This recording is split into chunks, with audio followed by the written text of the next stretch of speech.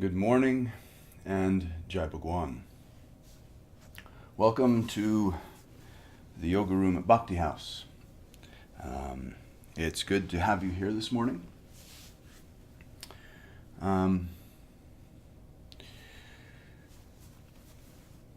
Well, before we get into anything else, let's chant.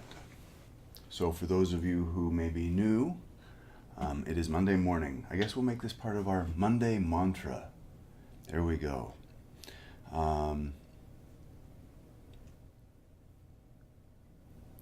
So over on the, to my right here, we have the Asatoma prayer.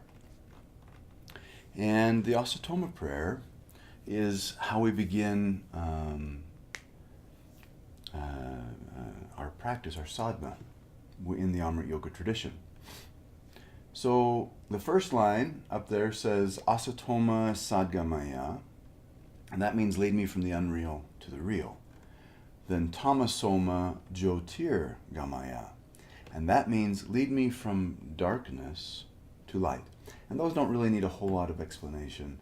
You understand that it's really not very helpful to try to live in unreality, in the stories, accurate or inaccurate, that we tell ourselves. It's not helpful to live in the darkness because you stub your toes a lot, among other things. The next line says, Mrityorma Amritam Gamaya. The literal translation of that is lead me from death, Mrityorma, to immortality, Amritam. And I personally have not experienced a day where I wrote, well, I died yesterday, I'm still kicking around. So a practical use of that is to say time-bound consciousness, where I feel limited by these few years that I will be alive, however many those few years may be, to a timeless state of being, where I am living and focused right here and right now, because now never starts and never ends. It's always eternally now. The next two lines, Guru Brahma, Guru Vishnu, Guru Devo Maheshvara. Well, actually, the next four lines, Guru Sakshat Param Brahma, Tasmai Shri Gurave Namaha. That first one, Guru Brahma, says that the Guru is the creator. The next one says the Guru is the sustainer. And the third one says the Guru is the transformer. And the last two say the Guru is the Supreme Absolute, and we welcome and celebrate the Guru. Interestingly enough, it's not talking about me. It's not talking about Gurudev. It's not talking about Babaji. It is talking about you. You are the Guru being spoken of.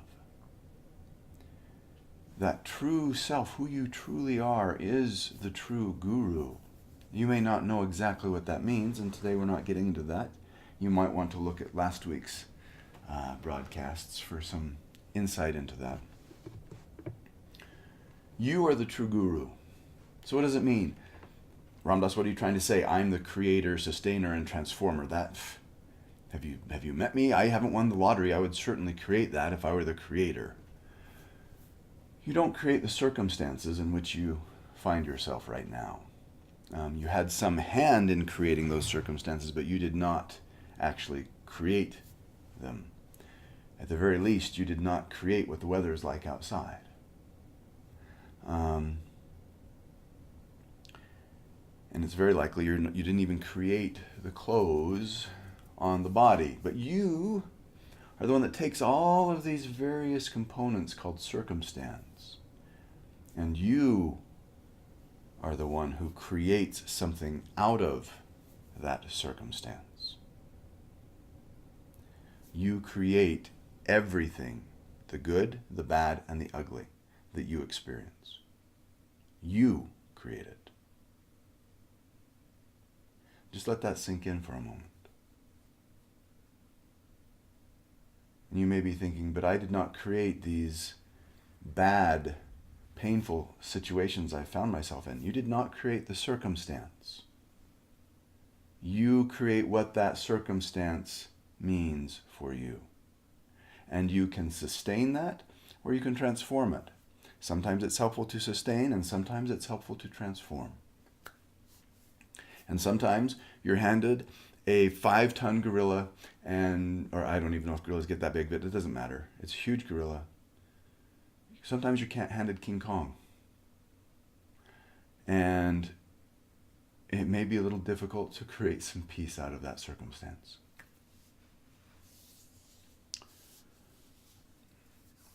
Or to transform it into something peaceful. Because I just skipped ahead. The last line is Om Shanti Shanti Shanti.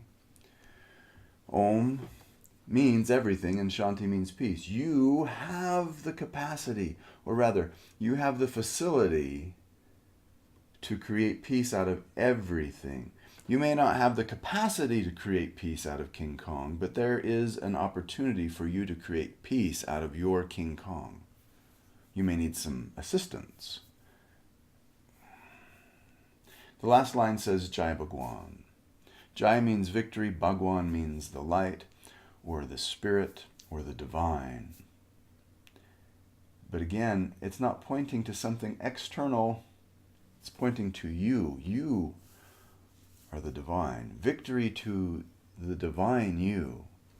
And Babaji asked us to use this greeting to remind the person that we're greeting, you are divine. And to remind ourselves, oh, this you is also divine. All right. So we'll chant.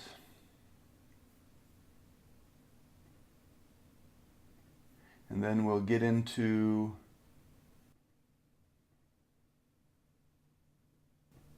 a little bit of our satsang and what we can do to use this for our sadhana.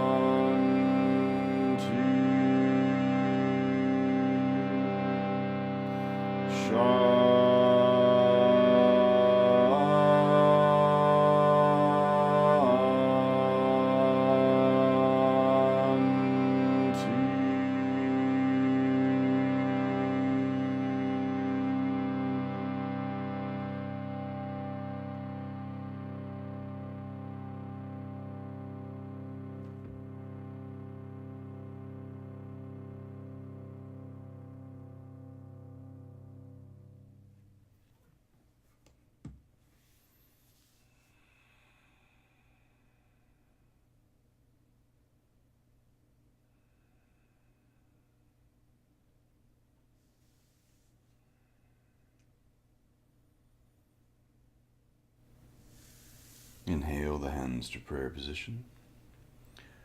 And as you exhale with the eyes open, again, Jai Bhagwan. So what is this path of yoga? You can see over here, I believe, to my left, a small stack of books. These books are all on the same subject, yoga. But specifically, these books are all on the Yoga Sutras.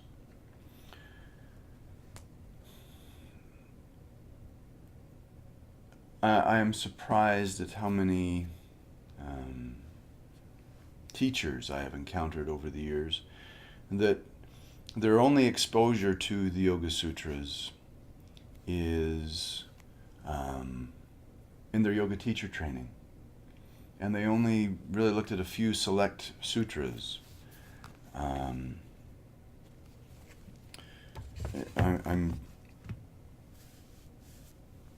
have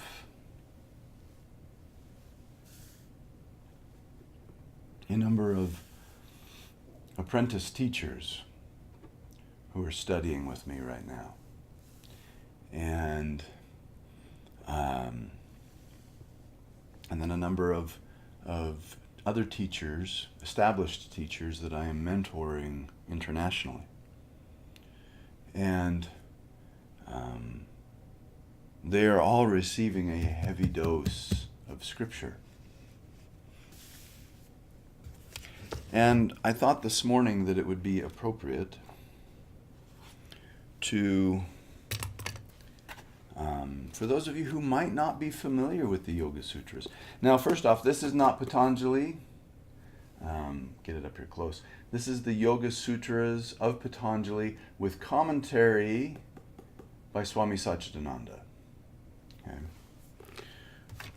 This is called Enlightened Living, a new interpretive translation of the Yoga Sutra of Maharshi Patanjali. This is Amrit Yoga and the Yoga Sutras. This is not a book on the Yoga Sutras specifically, but rather on how Amrit Yoga exposes the Yoga Sutras. This is The Science of Yoga by I.K. Taimni. And it is also a book of commentary on the Yoga Sutras. You could spend a long time studying all of this.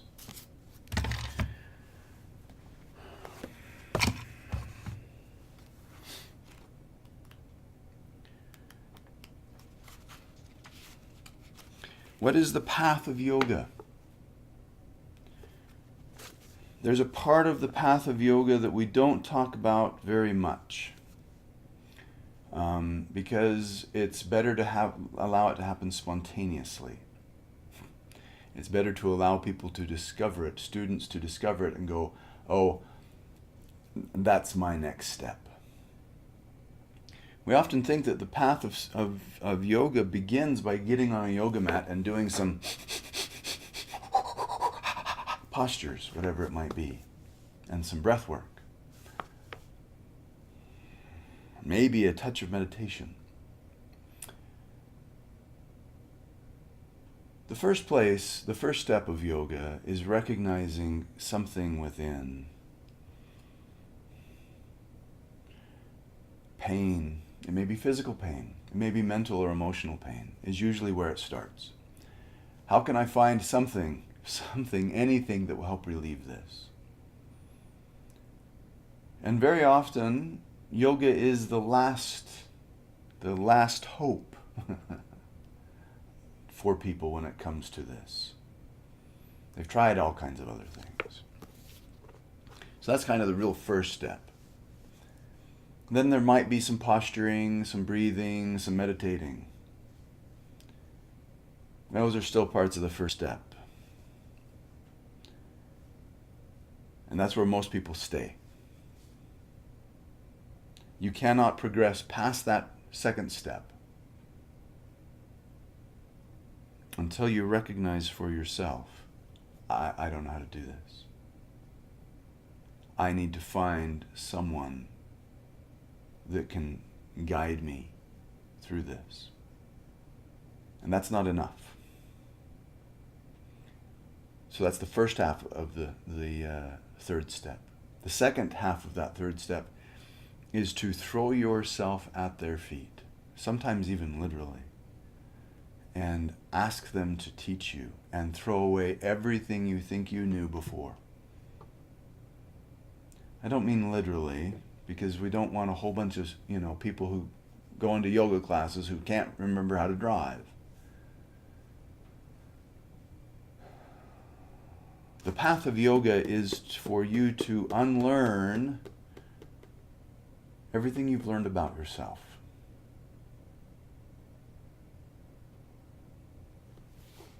And to begin to discover who you truly are. You can't do that if you're holding on to your past so hard that there's no way anyone could ever pry it out of your fingers. Because this is what you end up doing.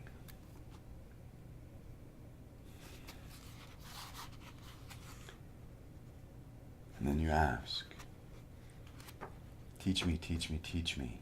And when you don't understand something, you say, I don't understand this. It makes no sense to me. That sounds crazy. Teach me.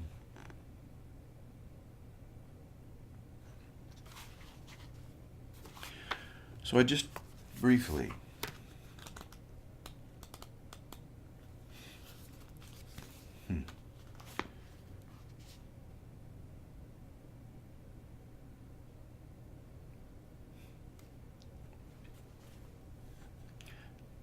The Yoga Sutras begin with 3 words, Atta Yoga Nusasanam.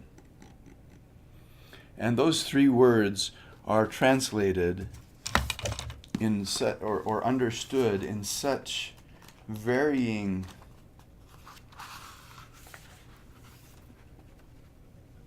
now an exposition of yoga is to be made, says Taimni in his translation.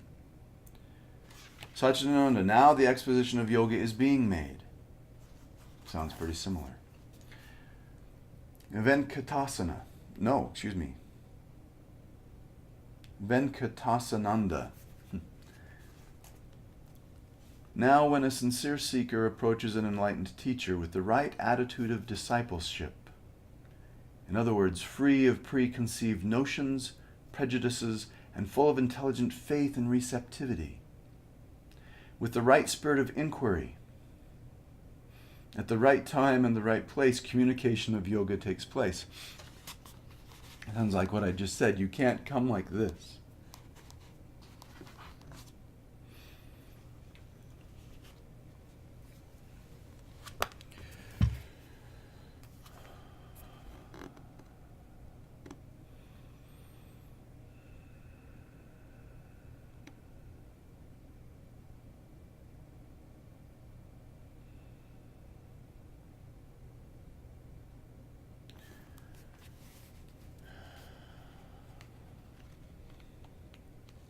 Now is the tool. Now is when and where yoga is taught. Yoga's chitta vritti nirodha. Yoga happens when there is stilling, in the sense of continual and vigilant watchfulness of the movement of thought, without expression or suppression, so we're not fighting it, in the individual intelligence in which there is no movement. Yoga is the stilling of the mind. Yoga's chitta vritti nirodha. Tada drashtu sarupye vastanam. And then our good friend here starts to become very, very wordy. Then the seer abides in its own true nature. Vritti sarupyam ittaratra. At other times, the seer appears to take on the forms of the mental modifications. Vrittaya pancha tatya klishta klishte. And I probably butchered that one a bit.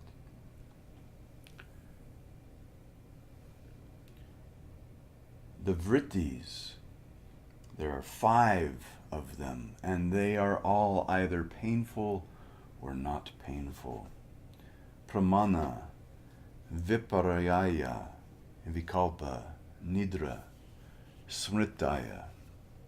The 5 vrittis are right knowledge, wrong knowledge, imagination, sleep, and memory.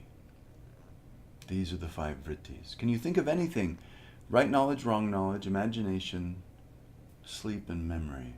Can you think of anything you've ever thought of that doesn't fall into one of those 5 categories? Right knowledge, wrong knowledge, imagination, sleep, and memory. If you can, please write it down in the comments. I would love to find out what that number 6 might be.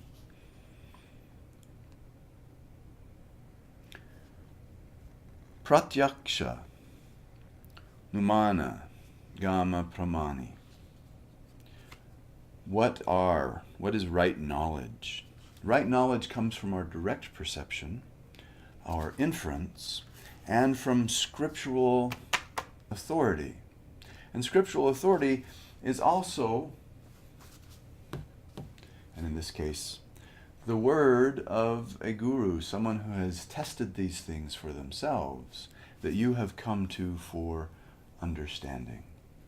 And so it doesn't matter who that person is. There's no credentials. There's no credentialing for a guru. A guru is anyone you find in your life that helps you see yourself more clearly, that leads you from that darkness to light. And we won't worry about the other 5 this morning, the other 4 rather, as our time draws close. Let me skip ahead.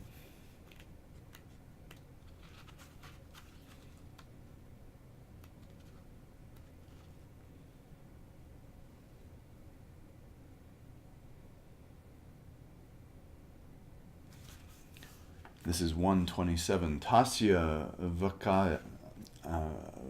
Vachacha Pranava. That indwelling, omnipresent soul reality, the divinity that you are, is verbally alluded to as Om.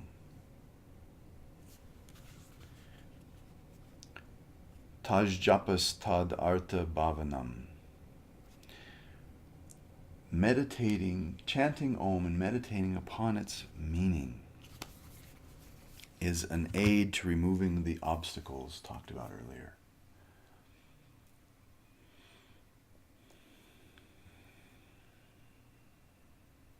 So this morning we will chant the sound of Om as our sadhana. And we'll chant a continuous sound of Om. And we may run over just a little bit because I'm going to have my eyes closed as we chant. And so if you need to sign off in preparation for that moment, Jai Bhagwan and welcome, or rather thank you for being here. So if it's available, let the eyes close. Of course, if you're driving, it's not available, so don't do that. And there's many other reasons you might not be able to have your eyes closed. Many other reasons you might not be able to chant the sound of Om right now. You might be in a library.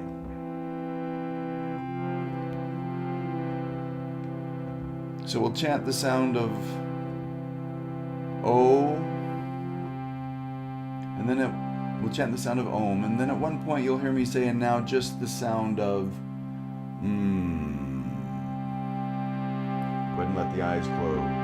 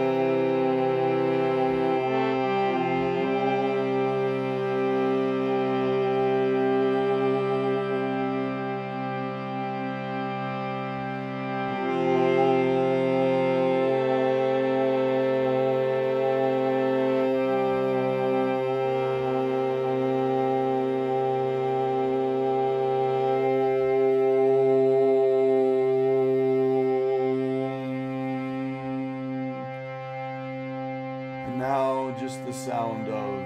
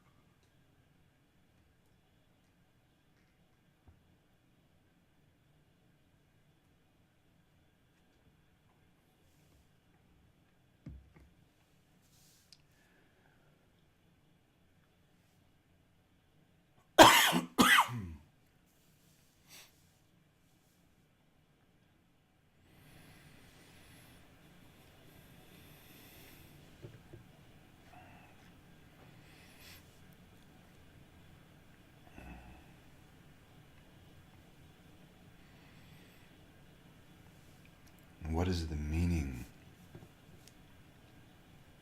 of Om?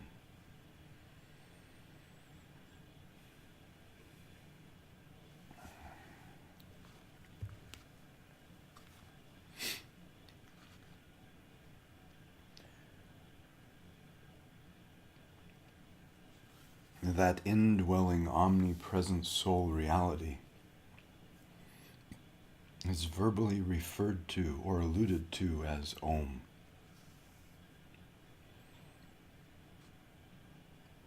Which is the ever new and eternal cosmic sound that is heard in all natural phenomena.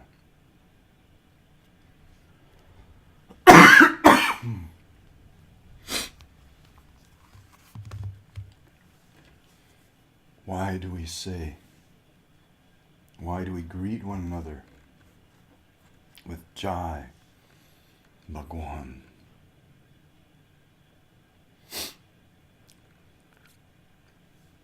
Om represents everything. It represents you and me.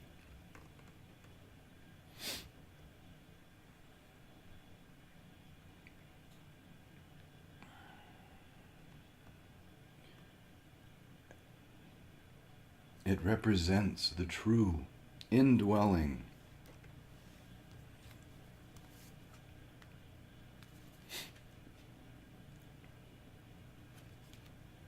you.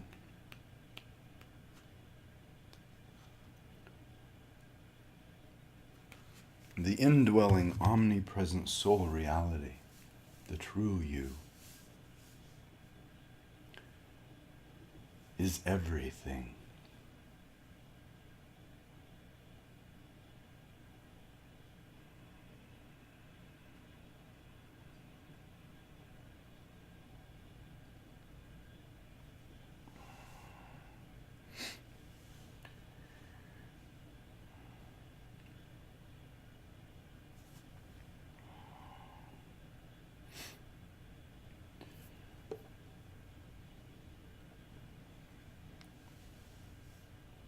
Begin your practice of yoga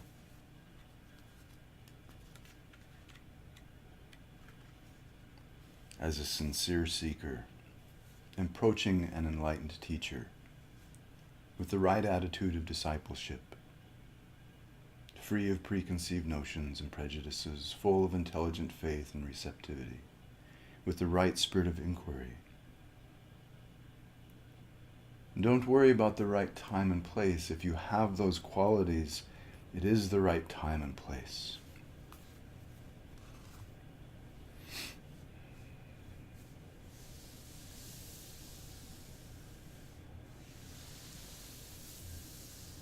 Thank you for joining me this morning.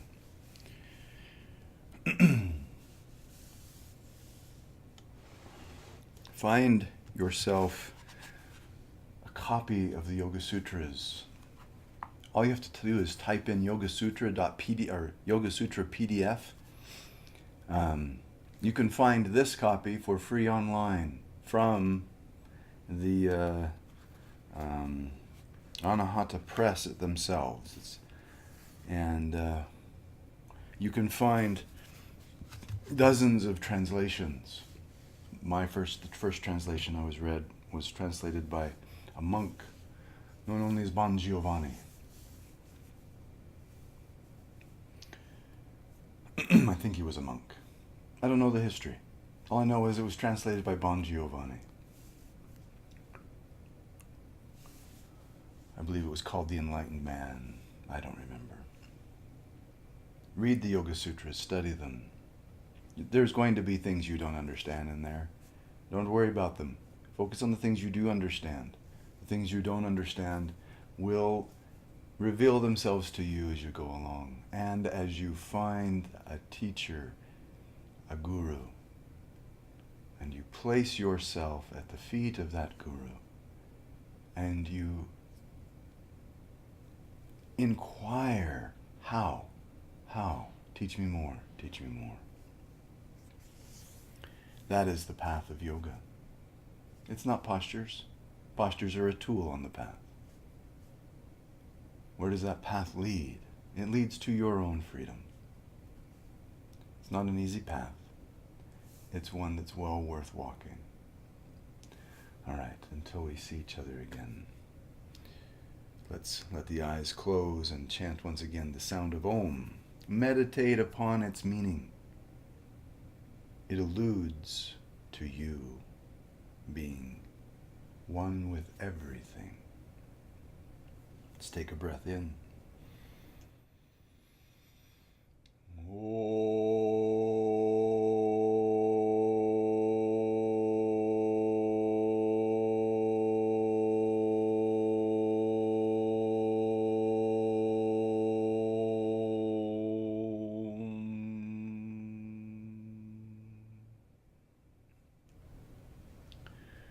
As you exhale, let the eyes open. Jai Bhagwan. Until we see each other again, dear friends. Jai Bhagwan.